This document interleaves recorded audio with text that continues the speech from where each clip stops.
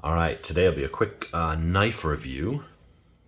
Hit like and subscribe. The channel is actually growing, so I'm starting to see some potential revenue, which will help pay for some of the stuff that I do. Because right now I don't get endorsements from everybody, or anybody, I should say.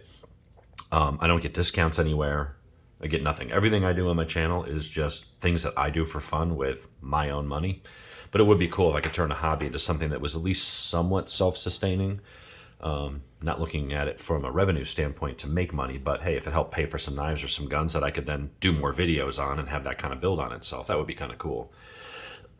So, today's video, so hit like and subscribe. Leave some comments. Today is going to be what I consider to be, I think, the best overall EDC for under $30.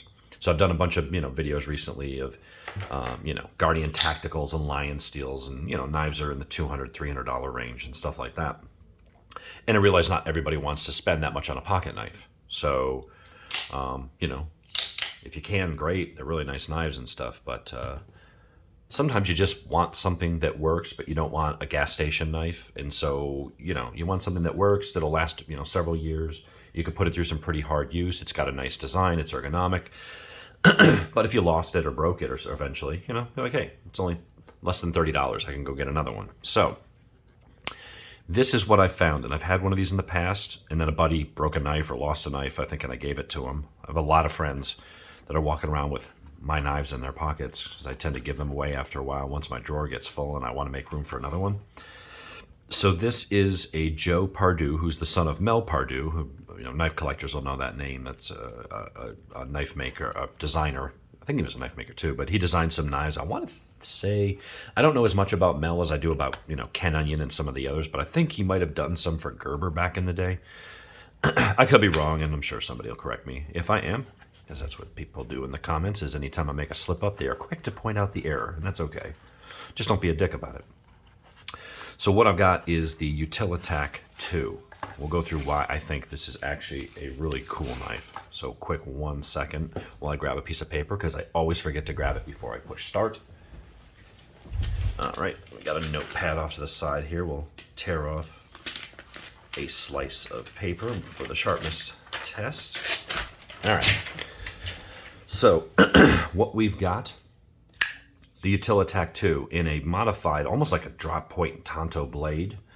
It's got a fairly high flat grind on both edges here. So that won't be, I don't think that'll be too bad to sharpen, because I've got a clamp, I've got the Lansky where it'll grab, and then I've got the guided diamond rods to rub, and then I can just change the angle. And because there's this big flat spot up here, I think I can have it grab up here, and I can hit that angle too. So that won't be, it's not as easy as, well, this is a Tanto, so bad example. I'm gonna do some knife compare. That's a Tanto too, damn it. Okay, not as easy as this, where I can clamp it in one place and I can hit the whole edge at once.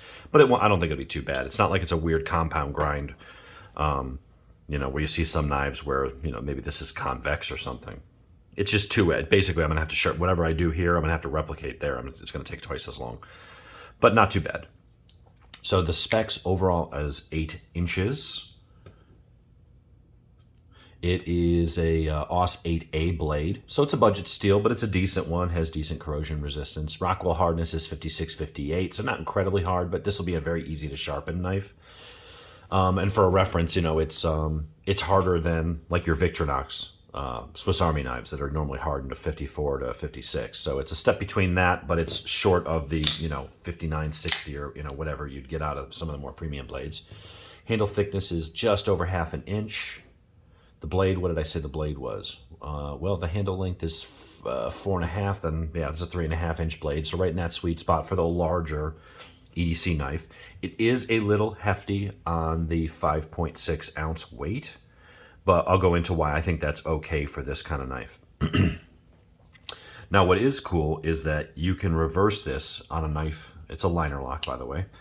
You can reverse the pocket clip for tip up. I'm sorry, tip down is what it's on, tip up, and it is reversible for lefties. So that's kind of cool. It also has a hole for a lanyard. It came with the lanyard. I already took that out because I don't use those. It has bronze phosphor washers. So nice, quick, very smooth deployment. And this is not even broken in. I've only flicked it open like 4 times now, 5 times. It does have decent jimping. The thumb studs are right where you want them. The handle ergonomics are good. You've got the way that it's shaped here. It kind of just, I mean, your finger falls there. That finger goes, right where that, whatchamacallit, that where it extends. I don't know what the term for it would be.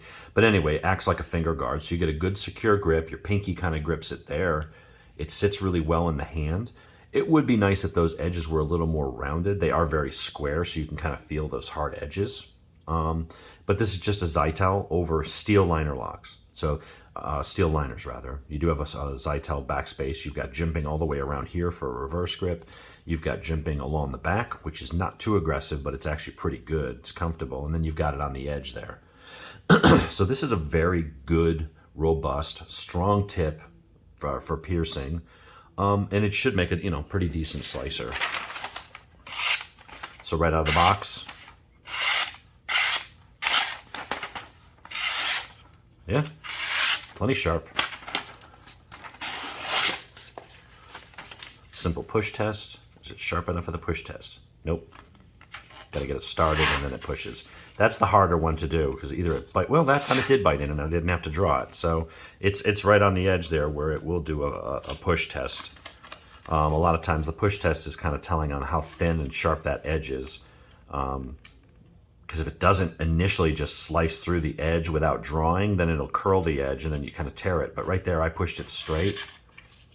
So that's plenty sharp out of the box. I wouldn't even tune that up right now. I mean, you might strop it just to smooth it, but no complaints there. So quick size comparison. We already went over the specs, so I got a couple knives here to compare it to, and then we'll go over why I think it's just such a good knife for the money.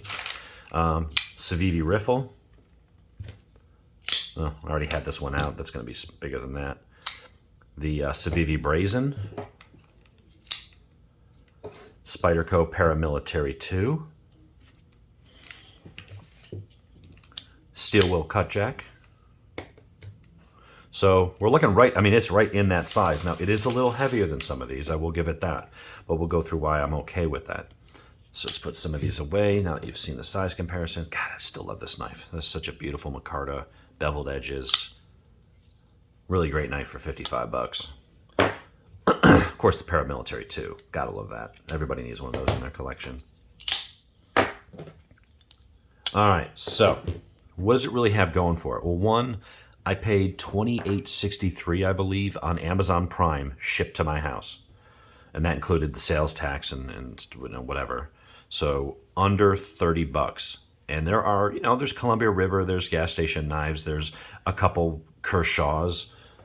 There's nothing in there that is built this tough, though. When you look at this knife and you look at how strong and how thick, you got steel liners over Zytel, almost no flex, standoff is nice. When you look at just the size of that blade, the grinds are actually really nice. It's a pretty blade. And Aus 8 steel is nothing to write home about, but it's not some cheap junk steel. It's in the budget line, and a lot of the Kershaws and CRKTs and things like that use Aus 8. So Aus 8A is a good steel for this type of knife, but this thing is no blade play, really fast deployment, 4-way pocket clip can be put, whichever configuration meets your needs, and it's a strong knife. A lot of the knives, when you get down into that range, are really cheap.